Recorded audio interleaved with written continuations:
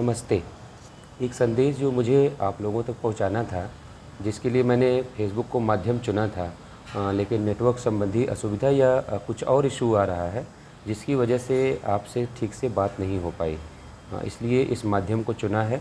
आप सभी से निवेदन है कि कृपया न्यूज़ को और इस संदेश को हर ग्रुपों में जहाँ-जहाँ भी आप हैं, यहाँ के इस चैनल के लिंक को कॉपी करके, इस वीडियो के लिंक को कॉपी करके आप हर जगह शेयर करेंगे, जिससे हमारे अधिक से अधिक भाई बहनों तक सूचना पहुंच सके।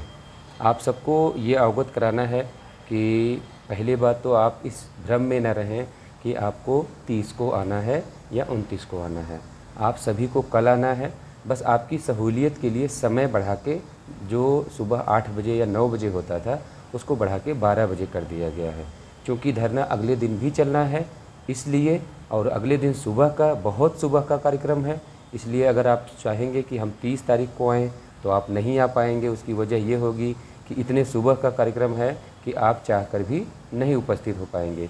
इसलिए सभी साथी समय से कल दोपहर 12 बजे तक हर हाल में लखनऊ में उपस्थित हो जाएंगे, और धरना स्थल जो होगा वो आपको अवगत करा दिया जाएगा कि सभी साथी कहाँ इकट्ठा हो रहे हैं। इन सब बातों पे विशेष ध्यान देना है। और एक जो आखिरी संदेश मैं आपको देना चाहता हूँ टीम की तरफ से, वो ये है कि ये किसी राजनीतिक पार्टी का धरना नहीं है।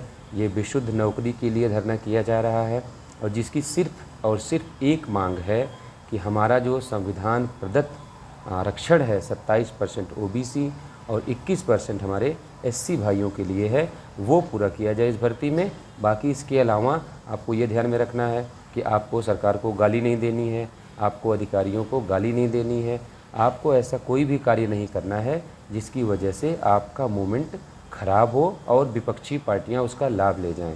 हम किसी पार्टी के एजेंट नहीं हैं, हमारा किसी पार्टी से कोई सरोकार नहीं है। हमको नौकरी इसी सरकार और इसी पार्टी से लेनी है। तो जब तक हमें नौकरी की उम्मीद है, तब तक हमें सभ्य और मर्यादित तरीके से और संवैधानिक तरीके से अपनी बात रखनी होगी। आप सभी साथियों से एक बार पुनः इस निवेदन के साथ कि इस संदेश को सभी जगह पहुंचाएंगे, इस वादे के साथ कि कोई भी ऐसी डिमांड वहां पे नहीं की जाएगी जिससे हमारे मैक्सिमम लोगों का अहित हो और सिर्फ कुछ लोगों का फ़ायदा हो।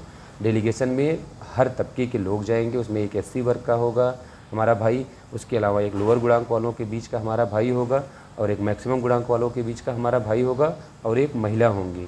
इन सब का प्रयोजन मात्र सिर्फ इतना है कि किसी भी पक्ष का कोई अहित ना हो। देना ना देना, क्या देगी, क्यों देगी, कैसे देगी, ये सरकार का विषय है, ना कि हमारा आपका विषय है। इसलिए आपस में तकरार ना करें, आपस में मुद्दों की लड़ाई ना लड़ें।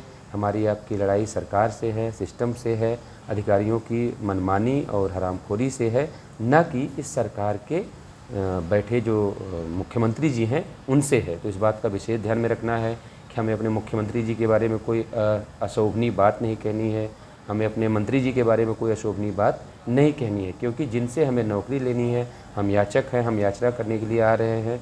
हम किसी की जो है किसी को गाली देने या अपने संस्कारों का परिचय देने नहीं आ रहे हैं।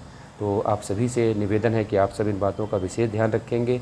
ऐसा कोई भी कार्य नहीं करेंगे कि जिसकी वजह से आपके सभी भाई बहनों की मेहनत व्यर्थ हो जाए। बिल्कुल निश्चिंत होकर आप लोग आइए।